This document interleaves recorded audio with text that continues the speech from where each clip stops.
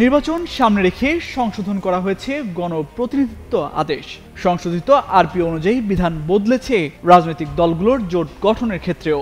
জোট গঠন করলেও নিজ দলীয় প্রতীকেই অংশ নিতে হবে নির্বাচনে। এতে বিপাকে পড়েছে ছোট রাজনৈতিক দলগুলো।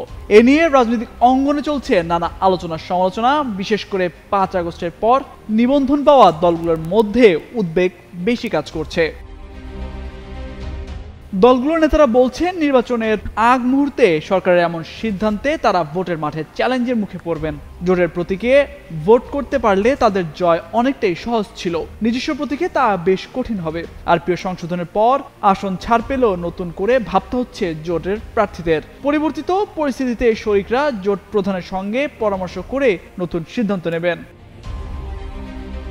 এদিকে নির্বাচনের জয়ের শতভাগ নিশ্চয়তা চান বিএনপির মিত্ররা।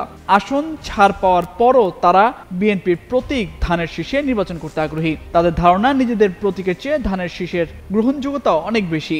মার্কা হিসেবে ধানের শীষ থাকলে বিএনপির তৃণমূল পর্যায়ে নেতাকর্মীদের সহজে সমর্থন ও সহযোগিতা পাওয়া যাবে। যদিও সংশোধিত গণপ্রতিনিধিত্ব আদেশের নতুন বিধিমালা নেতিবাচক ভাবনায় ফেলেছে মিত্রদের।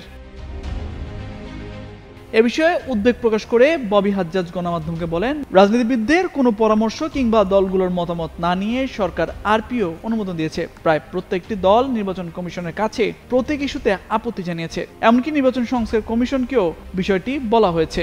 এখন জোটের সঙ্গে আলোচনা করে প্রতীকের বিষয়ে সিদ্ধান্ত নেবেন তারা।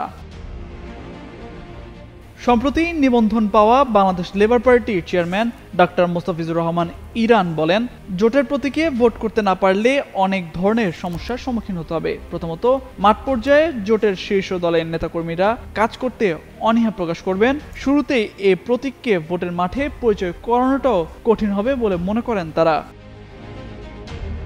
অন্যদিকে শরিক দলদের পাশাপাশি আরপিও নিয়ে আপত্তি রয়েছে বিএনপিরও। আরপিওর ২০ নম্বর অনুচ্ছেদে আগের বিধান বহাল করার দাবিতে প্রধান নির্বাচন কমিশনার এএমএম নাসির উদ্দিনকে চিঠি দিয়েছে দলটি। এ বিষয়ে বিএনপি চেয়ারপারসনের উপদেষ্টা ইসমাইল জবিউল্লাহ জানান, কোনো রাজনৈতিক দলের পক্ষ থেকে এই সংশোধনের প্রস্তাব ছিল না। আলোচনা না করে এমন সিদ্ধান্ত নেওয়ায় গণতান্ত্রিক অধিকার ক্ষুণ্ণ হয়েছে বলে মনে করেন বিএনপির এই নেতা। তামজিদ মির্জা, যুগান্তর নিউজ।